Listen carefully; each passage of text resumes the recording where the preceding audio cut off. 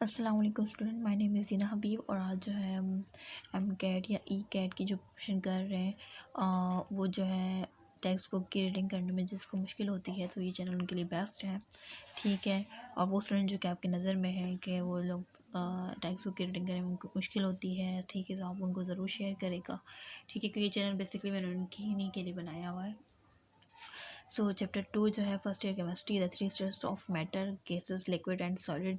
ठीक है, ये आज हम ये जो चैप्टर डिस्कस करने जा रहे हैं। और वैसे ये the three states of matter मैंने 9 के केमिस्ट्री में भी पढ़ाया हुआ है। उनके जो है मैंने जिनका उनका सिलेबस है उसी के लिहाज से मैंने नोट्स भी उनको बाकायदा वीडियो में समझाए हैं किस तरह लिखना है उनको बोर्ड में। ठीक है। सो ये जो है आपकी टेक्स्ट बुक की रीडिंग में आज स्टार्ट करने लगी हूँ चैप्टर 2, जो कि बहुत से स्टूडेंट ने कहा कि फर्स्ट ईयर केमिस्ट्री की भी आप रीडिंग करवाएं। सो ऑर्गेनिक केमिस्ट्री का भी रहता है, इंशाल्लाह वो भी कवर करवाना होगा। ठीक है, इंशाल्लाह वो भी करवा दूँगी मैं। अच्छा, ये जो है इंट्रोडक्शन पढ़ते हैं। मैटर, सबसे पहले मैटर क्या है? मैटर मादा। ठीक है। The three states of matter, यानी मैटर की 3 स्टेट्स हैं। क्या, कौन कौन सी? गैसेस, लिक्विड एंड सॉलिड, ये 3 स्टेट्स है। अच्छा, मैटर क्या होता है? मैं इंट्रोडक्शन देने लगी हूँ कि मैटर क्या होता है। मैटर इज़ डिफाइंड, मैटर को आप क्या कर सकते हैं? डिफाइन कर सकते हैं एज एनीथिंग, कि वो कोई भी चीज़, एनीथिंग, वो कोई भी चीज़ विच ऑक्यूपाई, जो कि क्या करती है? ऑक्यूपाई करती है स्पेस ऑक्यूपाई करती है, एंड हैज़ मास, जिसका क्या होता है? मास होता है। ठीक है, वो मैटर है। जैसे कि अब ये बुक देख लें, इसने एक स्पेस ऑक्यूपाई की हुई है ना, ये देखिए इसने पूरी एक स्पेस ऑक्यूपाई की हुई है। ठीक है, जैसे कि ये पेन देखें, ये ऐसी एग्जांपल मैंने 9 की केमिस्ट्री में जब समझा रही थी ये चैप्टर, उसमें मैंने इसी तरह से एग्जांपल दी है। ठीक है, कि मैटर जो है ना, जैसे कि ये जो है एक पेन है। ठीक है, और कौन सी मैटर की फॉर्म में? सॉलिड है। ठीक है। अच्छा, एनीथिंग विच ऑक्यूपाई, नहीं मैटर की बात है कि मैटर क्या है? कोई भी चीज़ जो कि क्या ऑक्यूपाई करे? स्पेस की। देखिए इसमें पूरी ये स्पेस ऑक्यूपाई की है। ठीक है, और उसका एक क्या है? मास भी है। सो ये क्या है? मैटर है। और मैटर की कौन सी स्टेट है? सॉलिड। ठीक है ना, 3 स्टेट्स ऑफ मैटर, जो 3 स्टेट्स ऑफ मैटर है, ठीक है, वो क्या है? Gas, liquid and solid are easily recognise through their properties, और इसको हम इजीली रिकोगनाइज कर सकते हैं इनकी प्रॉपर्टीज़ से। ठीक है, प्रॉपर्टीज़ पढ़ते हैं। A gas has no shape of its own, gas का कोई शेप है? नहीं ना, गैस का कोई शेप नहीं है, नो शेप। ठीक है, rather it takes its the shape of container, यानी जिस शेप में आप डालेंगे, जिस कंटेनर में आप इसको डालेंगे, उसी का मतलब शेप वो इख्तियार कर लेगा, उसकी कोई अपनी शेप नहीं है। It has no definite volume, ना इसका कोई डेफिनेट वॉल्यूम है। ठीक है, ना इसका क्या है? वॉल्यूम भी नहीं है गैस का। बट कैन बी कंप्रेस और स्क्वीज इनटू स्मॉलर, लेकिन आप इसको कंप्रेस कर सकते हैं। ठीक है, अगर आप स्मॉलर कंटेनर में डालना चाहते हैं तो आप क्या कर सकते हैं? कंप्रेस कर सकते हैं। कंप्रेस करने से क्या होगा? गैस के मॉलिक्यूल्स एक दूसरे से क्या होते हैं? बहुत ज़्यादा फासले पर होते हैं, उनके दरमियान डिस्टेंस बहुत ज़्यादा होता है। तो जब आप कंप्रेस करते हैं तो डिस्टेंस कम हो जाता है, वो गैस जो है वो कंप्रेस हो जाती है और गैस के मॉलिक्यूल करीब आ जाते हैं, आपके कंटेनर में गैस बढ़ जाती है। ठीक है। ठीक है, तो ये होगा कि इंटू स्मॉलर वॉल्यूम हो जाता है जब उसको कंप्रेस करते हैं। अच्छा, गैस डिफ्यूज़, गैस क्या हो सकती है? डिफ्यूज़ भी हो सकती है। That is distribute self throughout a vessel, किस तरह से डिफ्यूज़ की गैस जो है वो डिफ्यूज़ हो सकती है? किस तरह से? जैसे कि टायर में अगर कहीं सुराख हो जाए, कहीं होल हो जाए, तो क्या हो जाती है? सारी गैस जो है उस होल से बाहर डिफ्यूज़ हो जाती है। ठीक है, कि डेट इज़ डिस्ट्रीब्यूट, यानी वो डिस्ट्रीब्यूट हो जाती है इट्स सेल्फ, खुद से। थ्रू आउट, यानी किसके ज़रिए? वेज़ल के ज़रिए, कोई भी वेज़ल हो या कोई हॉल हो उसके ज़रिए वो डिफ्यूज़ भी हो सकती है। ये सारी जो थी गैस की प्रॉपर्टीज़ थी कि कोई शेप नहीं है उसका।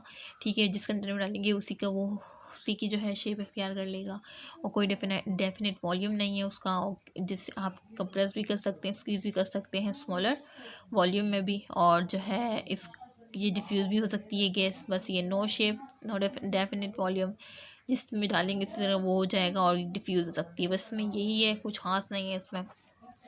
अब जो है लिक्विड, ये सारी वो बातें हैं जो आप पढ़ चुके हैं। अच्छा, अब जो है आता है बस liquid. Liquid has no definite shape, अब लिक्विड भी कोई डेफिनेट शेप नहीं है। ठीक है, it takes the shape of, इसको इट टेक्स यानी वो ले लेता है शेप ऑफ इट्स कंटेनर, अब जिस कंटेनर में डालेंगे उसी की तरह क्या हो जाएगा? उसकी शेप हो जाएगी। मतलब आप पानी का कोई अपना शेप नहीं है, आप गिलास में डालेंगे तो गिलास की शक्ल में पानी होगा, आप बर्तन में डालेंगे तो बर्तन की शक्ल का लग जाएगा वो पानी आपको।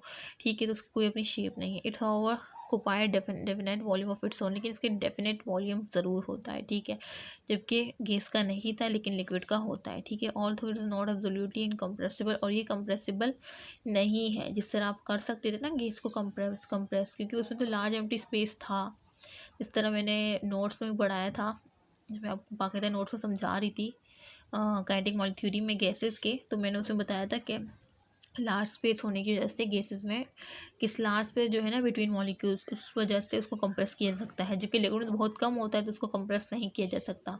ठीक है, it compress to a negligible extent even by high pressure, क्योंकि मैंने कहा कि लिक्विड में बहुत कम होता है एम्प्टी स्पेस जो होता है बिटवीन मॉलिक्यूल्स, तो उसको यानी कर सकते हैं नेग्लिजिबल, लेकिन बहुत ही कम हो सकता है वो कंप्रेस। गैसेस की तरह नहीं बहुत ज़्यादा, क्योंकि गैसेस में तो बहुत ज़्यादा लार्ज स्पेस होता है बिटवीन मॉलिक्यूल्स, जबकि इसमें तो बहुत कम होता है। तो आप इसको कंप्रेस कर सकते हैं, लेकिन उसके लिए आपको हाई प्रेशर देना पड़ेगा, बहुत ही ज़्यादा प्रेशर देना पड़ेगा, जब भी वो थोड़ा लिटिल बिट जो है वो कंप्रेस होगा। ठीक है, जैसे मैंने बताया कि लिक्विड में कम स्पेस होती है, गैसेस में बहुत ज़्यादा होती है, सॉलिड में तो बिल्कुल भी नहीं होती। ये सब मैंने 9 की केमिस्ट्री में बताया था, और जो है नोट्स में बता चुकी हूँ। फर्स्ट ईयर केमिस्ट्री के जो मैंने बनवाए हैं kinetic molecule theory of gases, उसमें मैं बता चुकी हूँ। ठीक है, अच्छा अब इस सॉलिड पोजेस बहुत definite shape and different volume, इसके पास शेप भी है सॉलिड की और वॉल्यूम। जैसे कि अब ये पेन है, इसकी शेप है ना, दिख रही है आपको इसकी शेप, ये बुक देखें इसकी शेप है। ठीक है, वॉल्यूम भी है इसका भी, इसका भी। ठीक है, इसकी शेप भी होती है, वॉल्यूम भी होती है सॉलिड की। लाइक अ लिक्विड की तरह इट इज़ नो कंप्रेस, को भी कंप्रेस नहीं किया जा सकता है। ठीक है, और इसकी अप्रेशियली बाय हाई प्रेशर, और ना ही इसको आप ये कह मतलब लिक्विड की तरह इसको भी कंप्रेस नहीं किया जा सकता, और ना ही लिक्विड की तरह इसको हाई प्रेशर देके। अब आप बोलेंगे कि हम जैसे हमने लिक्विड को हाई प्रेशर देके थोड़ा सा कंप्रेस कर लिया था, तो हम क्या सॉलिड को कर सकते हैं? जी नहीं, आप सॉलिड को नहीं कर सकते, क्योंकि सॉलिड में बिल्कुल भी लार्ज स्पेस नहीं होता। उसके मॉलिक्यूल जो है जी, एक पैरेंट सॉलिड है, इसके मॉलिक्यूल बिल्कुल एक दूसरे से बहुत ही करीब करीब आपस में कॉन्टैक्ट किए होते हैं, इनमें बिल्कुल भी स्पेस नहीं होता। ठीक है, जबकि लिक्विड में थोड़ा होता है और गैस में तो बहुत ज़्यादा होता है। ठीक है, सॉलिड में कोई एम्प्टी स्पेस नहीं होता है, इस वजह से वो कभी वो कंप्रेस नहीं हो सकती, भले आप हाई प्रेशर ही क्यों ना दे दे। ठीक है, ये बात हुई है। ये जो है थोड़ा सा जो है मैंने समझा, मतलब बहुत ही डिटेल में समझा दिया। थोड़ा ये इतना कुछ खास नहीं था, लेकिन मैंने ये सारी बातें आपको समझा दी। किसी हर कोई तो उनकी तरह नहीं होता ना कि अब आपको 9 का याद रहेगा, किसी किसी को याद होगा, किसी किसी को याद नहीं होगा। तो मैंने उसके लिए भी सारी डिटेल में बातें बता दी हैं। गैस की कोई शेप नहीं होती, ना कोई डेफिनेट वॉल्यूम होता है, जबकि लिक्विड की कोई डेफिनेट शेप नहीं होती, लेकिन वॉल्यूम होता है, डेफिनेट वॉल्यूम होता है, जबकि सॉलिड की शेप भी होती है, वॉल्यूम भी होता है। सही है, फिर से मैंने बता दिया। अच्छा, अभी जो लास्ट पैराग्राफ है इसको मैं समझा देती हूँ, और आज जो है हम इंट्रोडक्शन तक ही रखते हैं। ठीक है, वैसे लास्ट पैराग्राफ समझा दूँ। द सेम सब्सटेंस से, जो सेम सब्सटेंस है ना, सेम मीन जो एक जैसे सब्सटेंस है, सब्सटेंस मीन अजल, तो एक जैसे सब्सटेंस है जी, जैसे कि से हम कह सकते हैं वाटर हो गया, यानी ये सेम है, can exist in all the 3 states. अब ये कह रहे हैं कि सेम सब्सटेंस बताएं, जो गैस में भी हो, लिक्विड में भी हो, वाटर, इन तीनों में कोई एक सेम सब्सटेंस बताए जो कि सेम हो तीनों में। कौन सा है? वो है वाटर, यानी सब में होगा वाटर। जैसे कि कैन एग्जिस्ट, ये वाटर जो है ना एक ऐसा मैटर है जो कि एग्जिस्ट करता है तीनों स्टेट में, यानी वाटर इसमें भी आपको मिलेगा, इसमें भी, इसमें, लेकिन किस शेप में मिलेगा बताती हूँ मैं। For example as solid ice, जैसे कि वाटर। अब आइस क्या है? आइस भी तो वाटर ही है ना। अब वो आइस है, मतलब वो सॉलिड की फॉर्म में है, तो वो क्या है? सॉलिड में आएगी। अब जैसे कि वाटर है लिक्विड फॉर्म में, तो वो लिक्विड में आएगी।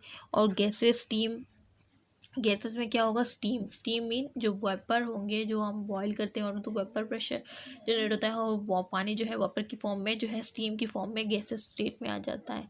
ये गैसेस स्टीम हो गई। तो ये वाटर है जो कि तीनों स्टेट में जो है एग्जिस्ट करती है। ठीक है, ये भी वो एमसीक्यूज में आ सकता है कि वो कौन सी सेम सब्सटेंस है जो कि तीनों स्टेट में है, तो वो वाटर। अच्छा, despite the same chemical composition, despite the same chemical composition है, वाटर शोज डिफरेंट बिहेवियर, लेकिन वाटर जो है यानी सेम केमिकल कॉम्पोजिशन तो है, सेम ही है, लेकिन वाटर जो है डिफरेंट बिहेवियर शो करता है इन 3 डिफरेंट स्टेट, यानी डिफरेंट बिहेवियर है ना। इसमें आइस है, इसमें लिक्विड है, वाटर है, इसमें स्टीम है, तो डिफरेंट बिहेवियर शो करता है 3 डिफरेंट स्टेट्स में, जो कि सॉलिड, लिक्विड और गैस है। The only conclusion which can be drawn, जो हमें नतीजा जो अक्स करेंगे हम, वो ये करेंगे कि is let the particles which make up the 3 states of matter for any given substance, यानी हम ये नतीजा अक्स कर सकते हैं जो पार्टिकल्स है जो ज़र्रे हैं विच में cup of 3 states of matter, जो कि बनाते हैं 3 स्टेट्स ऑफ मैटर बनाते हैं फॉर एनी गिवन सब्सटेंस। कोई भी सब्सटेंस, जैसे हमने वाटर लिया था, 3 स्टेट्स ऑफ मैटर मतलब मेघ बनाती है एक पार्टिकल के, वो भी 3 स्टेट्स ऑफ मैटर में आता है। For in given substance differ only in manner, ये किस में डिफर करते हैं, इनके मैनर में, इन विच दे आर अरेंज, जिसमें वो अरेंज हुए हैं। यानी आइस जिस तरह से है तो एक ही चीज़, लेकिन इनका अरेंज होना, इनके मॉलिक्यूल्स का अरेंज होने की बेस पर ये 3 डिफरेंट स्टेट में क्या करते हैं, एग्जिस्ट करते हैं। इसकी मीनिंग ये है, ठीक है।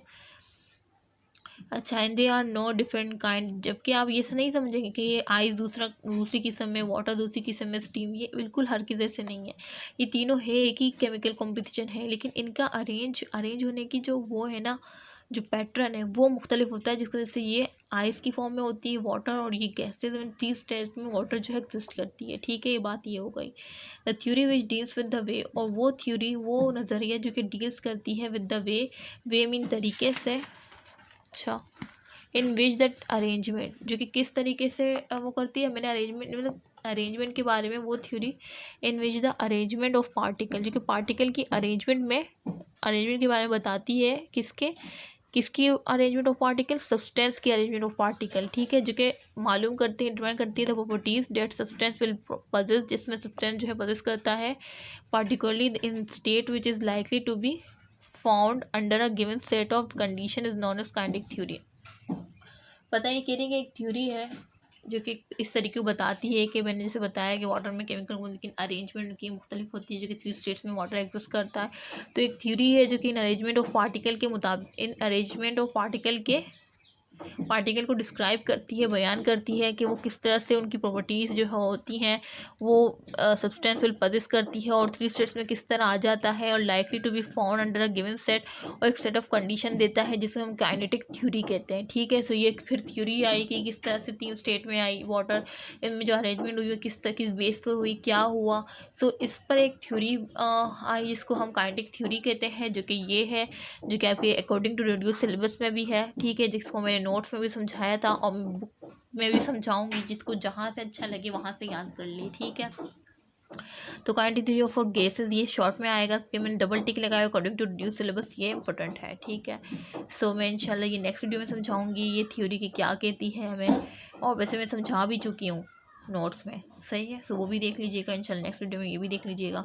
और मुझे इजाज़त दीजिए, जैसे स्टार्ट के बटन, जिसमें स्टार्ट में जो है लाइक का बटन प्रेस नहीं किया था, वो अभी लाइक का बटन प्रेस कर दे। अपने फ्रेंड के साथ ज़रूर शेयर करें जो फर्स्ट ईयर केमिस्ट्री पढ़ रहे हैं, जो फर्स्ट ईयर केमिस्ट्री में क्लास में है या MCAT TCAT की तैयारी कर रहे हैं, ठीक है। सो आपका फ़र्ज़ है कि आप उसको सेंड करें मुख्तलिफ ग्रुप्स में, ठीक है। सो मुझे इजाज़त दें, अल्लाह हाफ़िज़, दुआओं में ज़रूर याद रखें।